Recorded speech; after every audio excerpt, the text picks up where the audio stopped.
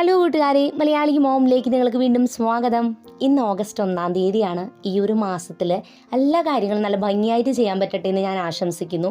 ഓരോ തവണയും 1 തീയതി വരുമ്പോൾ എനിക്കൊരു പ്രത്യേക സന്തോഷമാണ്. കാരണം 1 തീയതിക്ക് നല്ലൊരു എനർജി ആയിരിക്കും. അത് കഴിഞ്ഞ് പിന്നെ മാസത്തിൻ്റെ പകുതി എത്തുമ്പോഴേക്കും എനർജി ഇങ്ങനെ കുറയാൻ തുടങ്ങും. മാസം അവസാനം ആകുമ്പോഴേക്കും ഏകദേശം അടുത്തൊരു മട്ടവും.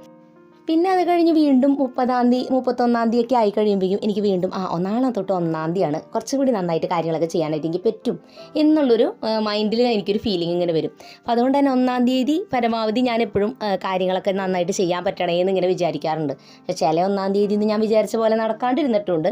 അതുകൊണ്ട് 1 തീയതി കാര്യങ്ങൾ പെർഫെക്റ്റ് ആയില്ലെങ്കിലും നമുക്ക് 2 തീയതി സ്റ്റാർട്ട് ചെയ്യാൻ പ്രശ്നമൊന്നുമില്ല. അപ്പോൾ എന്തായാലും ഇന്ന് നമ്മൾ ഓഗസ്റ്റ് മാസം കുറച്ചും കൂടി നല്ല രീതിക്ക് നമുക്ക് കാര്യങ്ങളൊക്കെ ചെയ്ത് കൊണ്ടുപോകാൻ വേണ്ടി ട്രൈ ചെയ്യാൻ പറ്റുന്ന കുറച്ച് കാര്യങ്ങളാണ് ഷെയർ ചെയ്യണേ. അപ്പോൾ ഞാൻ എപ്പോഴും ആഴ്ചയിൽ ഒരിക്കൽ ചെയ്യുന്ന കുറച്ച് ഒരുക്കങ്ങളൊക്കെ ഷെയർ ചെയ്യാറുണ്ട്. എല്ലാ ആഴ്ചയിലും നമ്മൾ ആ വീഡിയോ ചെയ്യുന്നുണ്ട്. അതല്ലാതെ അതിൽ ചെയ്യണ കാര്യങ്ങളല്ലാതെ കുറച്ച് എക്സ്ട്രാ കാര്യങ്ങളാണ് നമ്മളിന്ന് ചെയ്യുന്നത്. അപ്പോൾ ഇന്നത്തെ വീഡിയോയിലോട്ട് പോകാം. ഓരോ മാസം സ്റ്റാർട്ട് ചെയ്യുമ്പോൾ നമ്മൾ നമ്മുടെ ഓരോ വീടിൻ്റെ മേഖലയും നമ്മളെയും റീസെറ്റ് ചെയ്ത് ഇങ്ങനെ സ്റ്റാർട്ട് ചെയ്യണം കേട്ടോ. അതിൽ ഒന്നാമതായിട്ട് നമ്മൾ റീസെറ്റ് ചെയ്യേണ്ട ഒരു ഏരിയ ആണ് നമ്മുടെ മനസ്സാണ് മനസ്സ് എങ്ങനെ ഇരിക്കുന്നു അതുപോലെ തന്നെ നമ്മുടെ ലൈഫിലെ കാര്യങ്ങളും നന്നായിട്ട് നമുക്ക് ചെയ്യാനായിട്ട് പറ്റും. നമ്മുടെ മനസ്സിനെ റീസെറ്റ് ചെയ്യാനായിട്ട് നമ്മൾ ആദ്യം ചെയ്യേണ്ടത് നമ്മൾ കഴിഞ്ഞ മാസത്തിലെ ഓരോ കാര്യങ്ങൾ എങ്ങനെ ഉണ്ടായിരുന്നു എന്ന് ഓർക്കുക. നമ്മുടെ ഏറ്റവും സന്തോഷം നൽകിയ മൊമെൻറ്റ്സ് എന്തായിരുന്നു എന്ന് ഓർക്കുക. നമുക്ക് പറ്റിയ മിസ്റ്റേക്സ് എന്തായിരുന്നു ഓർക്കുക. മിസ്റ്റേക്സിൽ നിന്നാണ് നമ്മൾ പഠിക്കുന്നത്. മിസ്റ്റേക്ക് പറ്റിയെന്ന് വിചാരിച്ചിട്ട് വിഷമിക്കേണ്ട കാര്യമില്ല. പറ്റിപ്പോയി അടുത്ത വട്ടം ആവർത്തിക്കാതിരിക്കാൻ എന്താ ചെയ്യാനായിട്ട് പറ്റുക.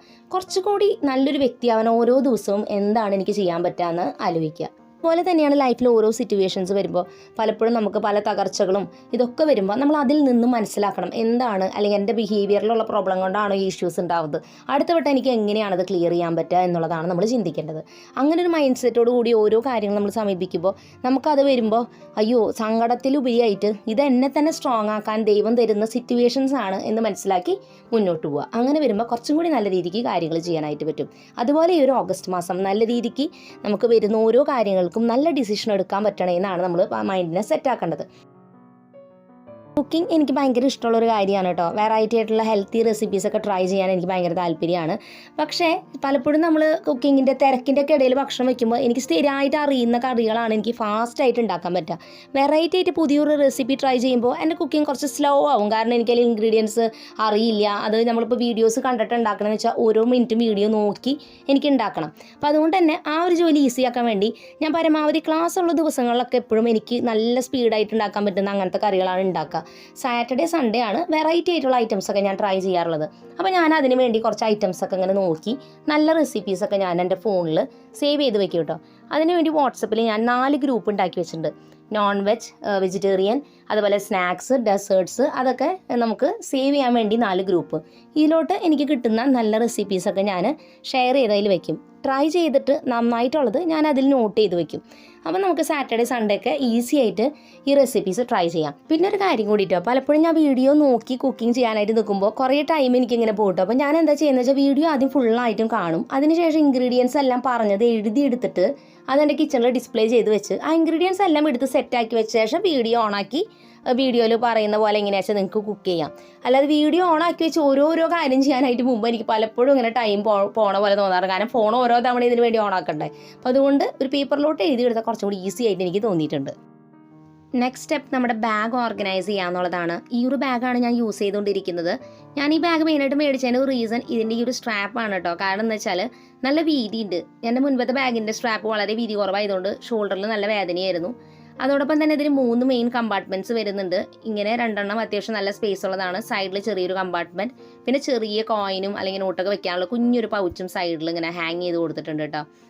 ഞാൻ വീഡിയോയിൽ ഷെയർ ചെയ്യുന്ന ഓരോ ഐറ്റംസിൻ്റെയും ഓൺലൈനിൽ പർച്ചേസ് ചെയ്യുകയാണെങ്കിൽ അതിൻ്റെ ലിങ്ക്സ് ഞാൻ സ്ക്രീനിൽ കൊടുക്കാറുണ്ട് കേട്ടോ. അപ്പോൾ നിങ്ങൾ നോക്കിയാൽ ഈ പ്രൊഡക്ട്സിൻ്റെ ലിങ്കുകളൊക്കെ കാണാനായിട്ട് പറ്റും. ഇനി അടുത്തത് ഞാൻ പേഴ്സ് ഒതുക്കി വയ്ക്കാനായിട്ട് പോവാണ്. ഈ ഒരു പേഴ്സാണ് യൂസ് ചെയ്യുന്നത്. ഇതിന് 3 കമ്പാർട്ട്മെൻറ്റ്സ് ഉണ്ട്. അപ്പോൾ അത് ഒരെണ്ണത്തിൽ നമുക്ക് നോട്ട് വയ്ക്കാം, അതുപോലെ ഒരെണ്ണത്തിൽ നമുക്ക് കാർഡ്സ് വയ്ക്കാം, മൂന്നാമത്തേൽ നമുക്ക് കോയിൻസും ബില്ലുകളൊക്കെ സൂക്ഷിക്കാം. അപ്പോൾ അതനുസരിച്ചാണ് നോക്കിയിട്ടാണ് ഞാൻ അങ്ങനെ ഒരു പേഴ്സ് മേടിച്ചിട്ടുണ്ടായിരുന്നത്. പിന്നെ ഇതിൻ്റെ ഉള്ളിൽ ഞാനൊരു കാർഡ് ഹോൾഡറിലാണ് കാർഡ്സൊക്കെ വെക്കുന്നത്. അപ്പോൾ ഇതിൻ്റെ ഉള്ളിൽ കുറേ ഇങ്ങനെ വെക്കാൻ കാർഡ്സ് വെക്കാനുള്ള സ്പേസ് ഉണ്ട് കേട്ടോ. അപ്പോൾ ഇതിൽ നമുക്കിത് ഈസി ആയിട്ട് ഈ പേഴ്സിൻ്റെ ഉള്ളിൽ ഇത് ഒതുങ്ങിയിരുന്നോളും. പിന്നെ നമ്മൾ ഷോപ്പിങ്ങിനൊക്കെ പോകുമ്പോൾ എപ്പോഴും നമ്മുടെ കയ്യിൽ 2 കവറ് മറക്കാതെ വെക്കുക. അപ്പോൾ ഞാൻ എപ്പോഴും ഇങ്ങനത്തെ ഫോൾഡബിൾ ആയിട്ടുള്ള കവർ ബാഗിൽ ഇങ്ങനെ വെക്കാറുണ്ട്. അധികമൊക്കെ ഉണ്ടെങ്കിൽ സഞ്ചി കൊണ്ടുപോകും, അല്ലെങ്കിൽ എപ്പോഴും ഈ ഒരു ബാഗ് ഉണ്ടാവും. ഈ ഒരു ഫോൾഡബിൾ കവറിൻ്റെ ഒരു പ്രത്യേകത, അതിൻ്റെ മെറ്റീരിയൽ നന്നായിട്ട് ചെറുതായിട്ട് നമുക്ക് വെക്കാൻ പറ്റും. മാത്രമല്ല തീരെ വെയിറ്റും ഇല്ല. അപ്പോൾ നമ്മുടെ ബാഗിൻ്റെ സ്പേസ് ഒന്നും പോവില്ല. കണ്ടില്ല, ഇങ്ങനെ ഫോൾഡ് ചെയ്ത് നമുക്ക് ബട്ടൺ വെച്ച് ക്ലോസ് ചെയ്ത് വെക്കാൻ പറ്റുന്ന ടൈപ്പാണ് കേട്ടോ. ചെറിയൊരു പൗച്ചിൽ ഞാൻ ഒരു ഫേസ് മാസ്കും ഒരു സാനിറ്ററി പാഡും കൂടി വെച്ചിട്ടുണ്ട്. പിന്നെ വൈപ്സ് ഉണ്ടല്ലോ, അത് മേടിച്ച് വെക്കണം, നല്ലതാണ്. നമുക്ക് എവിടെയെങ്കിലുമൊക്കെ ആവശ്യം വരും ഇത്. അപ്പോൾ അതുകൊണ്ട് ഇത് ഇങ്ങനെ ചെറിയൊരു പാക്കറ്റ് കയ്യിൽ കരുതിയിട്ടുണ്ട്. പിന്നെ എന്തെങ്കിലും ഒരു ലിപ് ബാമോ അല്ലെങ്കിൽ ഒരു ലിപ്സ്റ്റിക്കോ, അത് ലൈറ്റ് കളർ അങ്ങനത്തെ കയ്യിൽ വെച്ചിട്ടുണ്ട്. ഈ ഒരു ചെറിയ കോമ്പാക്റ്റ് ആയിട്ടുള്ള കോമ്പ് ഞാൻ കയ്യിൽ വെക്കാറുണ്ട് കേട്ടോ. ഇതിൻ്റെ ഉള്ളിൽ മിററും ഒരു ചെറിയ ഹെയർ ബ്രഷും ഉണ്ട്. അപ്പം നമ്മൾ പ്രത്യേകിച്ച് ബൈക്കിലൊക്കെ പോകുന്ന സമയത്ത് ഹെൽമെറ്റൊക്കെ വെച്ചിട്ട് പോകുമ്പോൾ അത് മാറ്റി കഴിയുമ്പോൾ പിന്നെ മുടിയൊക്കെ ആകെ ഇതായിട്ടുണ്ടാവും. അപ്പോൾ നമുക്കിതൊക്കെ ഈരി സെറ്റാക്കിയിട്ട് ഇറങ്ങാനായിട്ട് പറ്റും. പിന്നെ അതേ ചെറിയൊരു ക്യാപ്പ്, ഇത് മഴക്കാലം ആയതുകൊണ്ട് ഞാൻ വെച്ചിരിക്കുന്നതാണ്. വാട്ടർ പ്രൂഫ് ആയിട്ടുള്ളൊരു ക്യാപ്പ് ബാഗിൽ വെക്കും. അപ്പോൾ നമുക്ക് കുട എടുക്കണ്ടെന്നുണ്ടെങ്കിൽ ഇത് വെച്ചിട്ട് അങ്ങോട്ട് പോയാൽ മതിയല്ലോ, അതിന് വേണ്ടിയിട്ടാണ്.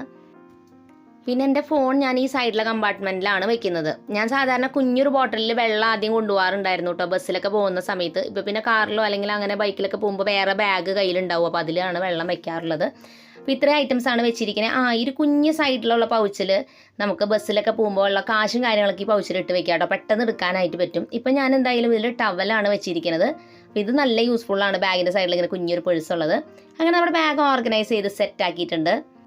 ഇനി എനിക്ക് ചെറിയൊരു യാത്രയാണ് ഉള്ളതെന്നുണ്ടെങ്കിൽ ഞാൻ ഈ ഒരു സ്ലിംഗ് ബാഗാണ് യൂസ് ചെയ്യാറുള്ളത്. ഇത് ഫ്ലിപ്കാർട്ടിൽ നിന്ന് മേടിച്ചാട്ടോ, 4-5 വർഷമായി ഉപയോഗിക്കുന്നു. ഒരു കേടുമില്ല ഈ ബാഗിന്. അതിൻ്റെ ഈ ഒരു മെറ്റീരിയൽ ഒന്നും കേടായിട്ടില്ല കേട്ടോ, നല്ല ബാഗായിരുന്നു. അപ്പോൾ ഇതിൽ ഫോൺ വെക്കാം. പിന്നെ ഫ്രണ്ട് ഭാഗത്ത് ചെറിയൊരു പൗച്ച് ഉണ്ടായാലും നമുക്ക് ചെറിയ ക്യാഷോ കാര്യങ്ങളോ എന്തെങ്കിലും വെക്കണമെങ്കിൽ വെക്കാം. പിന്നെ ഇതിൻ്റെ ഈ ഒരു സ്ട്രാപ്പ് അഡ്ജസ്റ്റബിൾ ആണ്, നമുക്കത് കെട്ടി കൊടുത്താൽ മതി. നമുക്കതനുസരിച്ച് ആവശ്യമുള്ള ലെങ്ത് ആക്കാനും പറ്റും. അത് 150 രൂപ താഴെ വിലയും വന്നിട്ടുണ്ടായിരുന്നുള്ളൂ. നല്ലൊരു ബാഗാണ്. കുറേ കളേഴ്സും ഉണ്ട് കേട്ടോ. നമ്മുടെ വീടും നമ്മളെ പോലെ തന്നെ കെയർ ചെയ്യേണ്ടതാണ് നമ്മുടെ വാഹനങ്ങളും. അപ്പോൾ സാധാരണ നമ്മൾ ആഴ്ചയിൽ ഒരിക്കലൊക്കെ വാഹനം കഴുകുന്നൊക്കെ ഉണ്ടാവും. എന്നാലും ഇനി അഥവാ മിസ്സായി പോയിട്ടുണ്ട്, കാറിൻ്റെ ക്ലീനിങ് ഒന്നും അധികം ചെയ്യുന്നില്ല, അല്ലെങ്കിൽ നമ്മുടെ ബൈക്ക് അധികം ക്ലീനിങ് ഒന്നും ചെയ്യുന്നില്ലെങ്കിൽ നമ്മളൊരു മാസത്തിൻ്റെ സ്റ്റാർട്ടിങ്ങിൽ വാഹനമൊക്കെ ഒന്ന് ക്ലീൻ ചെയ്ത് ഇൻറ്റീരിയറൊക്കെ ഒന്ന് നോക്കുക. ഉള്ളിൽ എന്തെങ്കിലുമൊക്കെ ഐറ്റംസ് വെച്ചിട്ടുണ്ടോ അതൊക്കെ എടുത്ത് മാറ്റി നീറ്റാക്കി വെക്കാനായിട്ട് നോക്കുക. അപ്പോൾ നമുക്ക് കാറിലിരിക്കുമ്പോൾ ഒരു ഫ്രഷ്നെസ് ആണെങ്കിൽ നമ്മൾ ബൈക്ക് യൂസ് ചെയ്യുമ്പോൾ നമ്മൾ ജോലിക്ക് പോകുമ്പോഴൊക്കെ ഒരു പോസിറ്റീവ് ഫീലാണ്. നമ്മുടെ വാഹനത്തെ സ്നേഹിക്കുമ്പോൾ ആ വാഹനം കാണുമ്പോൾ തന്നെ നമുക്ക് അറിയാൻ പറ്റും എത്രത്തോളം കെയർ ചെയ്യുന്നുണ്ടെന്ന്. അപ്പോൾ അതുകൊണ്ട് തന്നെ ആ ഒരു കാര്യം ഈ ഒരു മാസത്തിൽ നമ്മളൊന്ന് ശ്രദ്ധിക്കുക. ഡ്രസ്സ് നമുക്ക് എപ്പോഴും നല്ല കോൺഫിഡൻസ് നൽകുന്ന ഒരു കാര്യമാണ്. നല്ല രീതിക്ക് ഡ്രസ്സ് അയൺ ചെയ്ത് നീറ്റായിട്ട് ഇട്ടിട്ട് പോകുമ്പോഴാണ് അത് കാണാനും ഭംഗിയിട്ടായിരിക്കുക. അപ്പോൾ നിങ്ങൾ സാധാരണ ചിലരൊക്കെ ഡ്രസ്സെല്ലാം അയൺ ചെയ്തല്ല അലമാരയിൽ സെറ്റാക്കിയിട്ടായിരിക്കും വെക്കുക. ഞാൻ അങ്ങനെയല്ല ചെയ്യാറുള്ളത് കേട്ടോ. ഞാൻ അലക്കി കൊണ്ടുവന്ന അലമാരയിൽ മടക്കി വെക്കും. എനിക്ക് ആവശ്യമുള്ളതനുസരിച്ച് എടുത്തിട്ടാണ് അയൺ ചെയ്യാറുള്ളത്.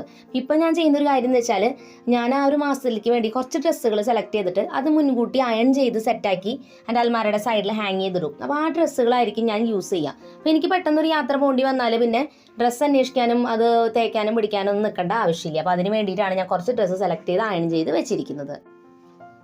എല്ലാ മാസവും കൃത്യമായിട്ട് നമ്മൾ അടയ്ക്കുന്ന ചില പേയ്മെൻറ്റ്സ് ഉണ്ടായിരിക്കും അല്ലേ. കേബിളിൻ്റെ ബില്ല്, അതുപോലെ തന്നെ ഇൻ്റർനെറ്റിൻ്റെ ബില്ല്, ട്യൂഷൻ ഫീസുകൾ, അങ്ങനത്തെ കാര്യങ്ങളൊക്കെ. അങ്ങനെ കാർഡുകളൊക്കെ നമ്മളിങ്ങനെ കാണുന്നൊരു സ്ഥലത്ത് നമ്മളൊന്ന് ഡിസ്പ്ലേ ചെയ്ത് വെക്കുകയാണെങ്കിൽ നമുക്ക് എടുക്കാനും ചെക്ക് ചെയ്യാനൊക്കെ ഈസി ആയിരിക്കും. അപ്പോൾ ഞാൻ സാധാരണ അലമാരയുടെ സൈഡിൽ ഇങ്ങനെ ഒരു മാഗ്നറ്റ് ഉപയോഗിച്ചിട്ട് ഈ കാർഡുകളൊക്കെ അലമാരയിൽ സ്റ്റിക്ക് ചെയ്ത് വെച്ചിരിക്കുക. അത് കണ്ടുപിടിക്കാനൊക്കെ ഈസി ആയിരിക്കും. അടുത്തത് നമ്മുടെ കയ്യിലുള്ള മരുന്നുകളെല്ലാം തന്നെ ചെക്ക് ചെയ്യുക എന്നുള്ളതാണ്. ഇപ്പോൾ ചിലരൊക്കെ സ്ഥിരമായിട്ട് മരുന്ന് കഴിക്കുന്നവരുണ്ടാവും, അല്ലെങ്കിൽ പ്രായമായൊരു വീട്ടിൽ മരുന്ന് കഴിക്കുന്നവരുണ്ടാവും. മാസാവസാനം ആകുമ്പോൾ മരുന്നുകളെല്ലാം ചെക്ക് ചെയ്ത് കഴിയാറായിട്ടുണ്ടെങ്കിൽ ആവശ്യമുള്ളതൊക്കെ മേടിച്ച് വെക്കാനായിട്ട് നമ്മളെപ്പോഴും ഇങ്ങനെ ശ്രദ്ധിക്കുക. അതോടൊപ്പം തന്നെ സ്ഥിരമായിട്ട് മരുന്ന് കഴിക്കണില്ലെങ്കിൽ പോലും നമ്മുടെ കയ്യിലുള്ള മെഡിസിൻസ് എല്ലാം തന്നെ ചെക്ക് ചെയ്യുക. ഡേറ്റും കാര്യങ്ങളൊക്കെ ഇല്ലേ എന്ന് ഉറപ്പ് വരുത്തുക. അപ്പോൾ ഞാനെപ്പോഴും ഡേറ്റ് പെർമനൻറ്റ് മാർക്കർ ഉപയോഗിച്ചിട്ട് ആ മരുന്ന് കൂടെ ഒന്നുകൂടി എഴുതി വയ്ക്കും. കാരണം കുറച്ച് കഴിയുമ്പോൾ അതൊക്കെ മാഞ്ഞു പോകും. അപ്പോൾ അതുകൊണ്ട് നമ്മുടെ കയ്യിലുള്ള എമർജൻസി മെഡിസിൻസും എല്ലാം സെറ്റ് അല്ലേ എന്ന് ചെക്ക് ചെയ്ത് ഉറപ്പ് വരുത്തുക. ഈ ഒരു കാര്യം നിങ്ങൾ സമയമെടുത്തിട്ടായാലും ഒന്ന് ചെയ്ത് തീർക്കേണ്ട ഒരു കാര്യം തന്നെയാണ് കേട്ടോ. ചിലപ്പോൾ നിങ്ങൾ പെൻഡിങ് ആയിട്ട് വെച്ചൊരു കാര്യമായിരിക്കും. നിങ്ങളുടെ ഫോണിലെ സ്റ്റോറേജിൽ അനാവശ്യമായിട്ട് കിടക്കുന്ന ഫോട്ടോസ്, മെസ്സേജസ് അങ്ങനെയുള്ളതൊക്കെ ഡിലീറ്റ് ചെയ്ത് കളയാന്നുള്ളത്. പലപ്പോഴും വാട്സപ്പ് ഉള്ളതുകൊണ്ട് തന്നെ ഒരുപാട് ഫോട്ടോസ് നമ്മുടെ ഫോണിൽ വരും. മാത്രമല്ല നമ്മുടെ മക്കളൊക്കെ നോട്ട്സും കാര്യങ്ങളൊക്കെ അങ്ങോട്ടും ഇങ്ങോട്ടും ഷെയർ ചെയ്യുമ്പോൾ അതൊക്കെ ഇങ്ങനെ കുറേ വന്നിങ്ങനെ എടുക്കുമ്പോൾ നമ്മുടെ ഫോൺ സ്റ്റോറേജ് മൊത്തത്തിൽ ഫുള്ളാവും. ഒരു അത്യാവശ്യം വരുമ്പോൾ ഒരു ഫോട്ടോ എടുക്കാൻ പോലും നമുക്ക് ചിലപ്പോൾ പറ്റിയെന്ന് വരില്ല. അപ്പോൾ അതുകൊണ്ട് തന്നെ എല്ലാ മാസവും ഇരുന്ന് ഫോൺ ക്ലീൻ ചെയ്യാന്നുള്ളത് ഒരു ഇമ്പോർട്ടൻ്റ് ആയിട്ടുള്ള കാര്യമാണ്.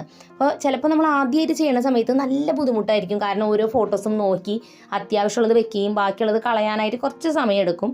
പക്ഷേ ഒരു വട്ടം അത് ചെയ്ത് കഴിഞ്ഞാൽ പിന്നെ എല്ലാ മാസവും കൃത്യമായിട്ട് ചെയ്യുകയാണെങ്കിൽ ഒട്ടും ബുദ്ധിമുട്ടില്ല. അതങ്ങനെ നോക്കി എല്ലാ ഫോട്ടോസും കളഞ്ഞ് നമ്മുടെ ഫോൺ ക്ലീൻ ചെയ്ത് നീറ്റാക്കി വെക്കുക. ഒരു ഫോട്ടോയുടെ തന്നെ 5 എണ്ണം വെക്കേണ്ട ആവശ്യമില്ല, അപ്പോൾ ഒരെണ്ണം മതി. അതനുസരിച്ച് നോക്കി ചെക്ക് ചെയ്യുക. പണം നമ്മളെപ്പോഴും ചിലവാക്കുമ്പോൾ നമ്മൾ ശ്രദ്ധിക്കേണ്ട ഒരു കാര്യം വരവിനനുസരിച്ച് ചിലവ് ചെയ്യുക എന്നുള്ളതാണ്. വരവിനനുസരിച്ച് ചിലവ് ചെയ്യണമെങ്കിൽ നമ്മുടെ ചിലവുകൾ എത്രയാണെന്ന് നമ്മൾ നോട്ട് ചെയ്ത് വെക്കണം. അപ്പോൾ അതിനു വേണ്ടി ഞാൻ ഇങ്ങനൊരു ഡയറി സെറ്റ് ചെയ്ത് വെച്ചിട്ടുണ്ട്. 2025 ആകുമ്പോൾ നമ്മളൊരു ഡയറി മേടിച്ചിട്ടുണ്ടായിരുന്നു. എല്ലാ ദിവസവും നമുക്ക് വരുന്ന ചിലവുകൾ എഴുതി ടോട്ടൽ കാൽക്കുലേറ്റ് ചെയ്ത് വെക്കുക. എല്ലാ മാസത്തിൻ്റെ അവസാനം എത്രത്തോളം ചിലവ് ഈ മാസം എനിക്ക് ഉണ്ടായിരുന്നു എന്ന് മനസ്സിലാക്കുക. ഇത് ഓരോ ചെറിയ ചെറിയ കാര്യങ്ങൾ പോലും എഴുതി വെക്കുക. ഇത് നമ്മൾ പിശുക്കനായതുകൊണ്ടോ ചെയ്യേണ്ട കാര്യമല്ല. നമ്മുടെ കയ്യിൽ വരുന്ന പണം എവിടേക്ക് പോയി എന്ന് നമുക്ക് മാസാവസാനം ആകുമ്പോൾ നമ്മളിങ്ങനെ ആലോചിച്ചിരിക്കും. ചിലപ്പോൾ ഇതൊക്കെ എങ്ങോട്ട് പോയി, എന്താ നമ്മൾ ചെയ്തതെന്ന്. ഇതെടുത്ത് നോക്കിയാൽ കൃത്യമായിട്ട് വ്യക്തമായിട്ട് മനസ്സിലാക്കാനായിട്ട് പറ്റും. അപ്പോൾ ഇതൊക്കെ നോക്കിയിട്ട് നമ്മുടെ ചിലവ് കൂടി പോകുന്നുണ്ടെങ്കിൽ അതനുസരിച്ച് അത് കുറയ്ക്കാനായിട്ട് നമ്മളെ സഹായിക്കും. മാത്രമല്ല നമുക്ക് പണം സേവ് ചെയ്യാനുള്ളൊരു മോട്ടിവേഷനും കൂടിയിട്ടാണ് നമ്മളിങ്ങനെ എഴുതി വെക്കുമ്പോൾ. കാരണം നമ്മുടെ അനാവശ്യമായ ചിലവുകൾ കൺട്രോൾ ചെയ്യാനായിട്ടൊരു ഫീലിംഗ് നമ്മുടെ ഉള്ളിൽ ഉണ്ടാവുകയും ചെയ്യും. നമ്മളൊരു ദിവസം പ്ലാൻ ചെയ്യുകയാണെങ്കിൽ ഒരുവിധം കാര്യങ്ങളൊക്കെ നമുക്ക് അതനുസരിച്ച് വർക്കൗട്ട് ആക്കാൻ പറ്റും. അതുപോലെ തന്നെയാണ് ഒരു മാസവും. ഒരു മാസത്തിൻ്റെ സ്റ്റാർട്ടിങ്ങിൽ കുറച്ച് കാര്യങ്ങളൊക്കെ നമ്മളിന്ന് നമ്മുടെ പ്ലാനറിൽ നോട്ട് ചെയ്ത് വെക്കുകയാണെങ്കിൽ എല്ലാം പ്ലാൻ പോലെ നടക്കണമെന്നില്ല. പക്ഷെ നമുക്കൊരു ഐഡിയ കിട്ടും ആ മാസം എന്തൊക്കെ കാര്യങ്ങൾ നടക്കാൻ പോണെന്ന്. എങ്ങനെയാണ് പ്ലാനർ ഉണ്ടാക്കേണ്ടതെന്ന് ഞാൻ കഴിഞ്ഞ ദിവസത്തിൽ വീഡിയോ ചെയ്തിരുന്നു. അത് കണ്ടു കഴിഞ്ഞാൽ ഇങ്ങനൊരു പ്ലാനർ നിങ്ങൾക്ക് ഉണ്ടാക്കിയെടുക്കാൻ പറ്റും. പ്ലാനർ ഞാൻ ഉണ്ടാക്കിയെടുത്തില്ല ഓഗസ്റ്റ് മാസത്തിലെ കലണ്ടറിൽ എന്തൊക്കെയാണ് പ്രധാനപ്പെട്ടതായി വരുന്ന ഫങ്ഷൻസ്, അല്ലെങ്കിൽ മക്കൾക്ക് എക്സാമുകളോ അല്ലെങ്കിൽ എനിക്ക് എന്തെങ്കിലും പ്രധാനപ്പെട്ട അപ്പോയിൻമെൻറ്റ്സോ ഹോസ്പിറ്റലിൽ പോകേണ്ടതോ അങ്ങനെ എന്തെങ്കിലുമൊക്കെ ഉണ്ടെങ്കിൽ അതെല്ലാം കലണ്ടറിൽ ആദ്യം നോട്ട് ചെയ്ത് വയ്ക്കുക. അറിയുന്നതെല്ലാം എഴുതി വയ്ക്കുക. പിന്നീട് വരുന്നത് അതിൽ ആഡ് ചെയ്താൽ മതി. ഞാൻ സാധാരണ ഇങ്ങനെ എഴുതി വെക്കുകയും ചെയ്യും. അതോടൊപ്പം തന്നെ ഫോണിൽ റിമൈൻഡർ സെറ്റ് ചെയ്ത് വെക്കാറുണ്ട്. കാരണം കുറേ തിരക്കിൻ്റെ ഇടയിലും വീഡിയോയുടെ വർക്കിൻ്റെ ഇടയിലൊക്കെ വിട്ടുപോകാതിരിക്കാൻ വേണ്ടി റിമൈൻഡേഴ്സ് അത്യാവശ്യം ഉണ്ടെങ്കിൽ സെറ്റ് ചെയ്ത് വെക്കാറുണ്ട്. അതോടൊപ്പം തന്നെ ഞാൻ എൻ്റെ ടു ഡു ലിസ്റ്റ് എന്ന് പറഞ്ഞിട്ട് ഇവിടെ ഒരു സെക്ഷൻ കൊടുത്തിട്ടുണ്ട്. അതിൽ ഡീറ്റെയിൽ ആയിട്ട് എഴുതാനുള്ള ഒരു സെക്ഷനാണ്. ഇതിൽ ഞാൻ ഓരോ ദിവസവും ചെയ്യേണ്ട ചില ജോലികൾ, വീട്ടിലത്തെ കാര്യങ്ങളായാലും വീഡിയോയുടെ വർക്കുകളായാലും എല്ലാം അതിൻ്റെ കാര്യങ്ങളാണ് എഴുതി വെക്കുന്നത് കേട്ടോ. അപ്പം നമ്മൾ ആഴ്ചയിൽ ഒരിക്കൽ ഏതെങ്കിലും ഒരു റൂം ക്ലീൻ ചെയ്യണമെന്ന് നമ്മൾ ഡിസിഷൻ എടുത്തിട്ടുണ്ടല്ലോ. അപ്പോൾ അത് ഏത് റൂമാണെന്നുള്ളത് കൂടി നമ്മൾ അതിൽ എഴുതി വെക്കുക. അങ്ങനെ എന്ത് ടാസ്ക് ആയാലും നമുക്ക് ചെയ്യേണ്ടത് ഡീറ്റെയിൽ ആയിട്ട് എഴുതി വെക്കുന്ന സെക്ഷനാണ്. അപ്പോൾ ഞാനതിൽ ഈ ക്ലീനിങ്ങിൻ്റെ കാര്യവും അതോടൊപ്പം വീഡിയോയുടെ പ്ലാനുമാണ് സാധാരണ എഴുതി വെക്കാറുള്ളത്. കൂടുതൽ എന്തെങ്കിലും വരാണെങ്കിൽ അത് അതിൽ ആഡ് ചെയ്യും. അപ്പോൾ ഈ ഒരു സ്റ്റെപ്സൊക്കെ ഫോളോ ചെയ്തിട്ട് നിങ്ങളുടെ ഓഗസ്റ്റ് മാസത്തിലെ കാര്യങ്ങളൊക്കെ നല്ല രീതിക്ക് നിങ്ങൾക്ക് പ്ലാൻ ചെയ്ത് പെർഫെക്റ്റ് ആയിട്ട് കൊണ്ടുപോകാൻ പറ്റട്ടെ എന്ന് ഞാൻ വിചാരിക്കുന്നു. തീർച്ചയായിട്ടും നെക്സ്റ്റ് വീഡിയോ നമ്മൾ വീക്കിലി റീസെറ്റ് റുട്ടീൻ ആയിരിക്കും ചെയ്യുക. അതിൽ നമ്മൾ ആഴ്ചയിൽ ഒരിക്കലേക്ക് വേണ്ടിയുള്ള ഒരുക്കങ്ങളും കാര്യങ്ങളെല്ലാം കറക്റ്റായിട്ട് ചെയ്യും. മീൽ പ്ലാനിങ്ങും ഡീപ്പ് ക്ലീനിങ്ങും അതെല്ലാം. അപ്പോൾ ആ ഒരു വീഡിയോയ്ക്ക് വേണ്ടി വെയിറ്റ് ചെയ്യുക. പുതിയൊരു നല്ല വീഡിയോ ആയിട്ട് വേണ്ടി നമ്മൾ വരുന്നതായിരിക്കും. അതൊരിക്കലും എല്ലാ കൂട്ടുകാർക്കും bye bye and take care.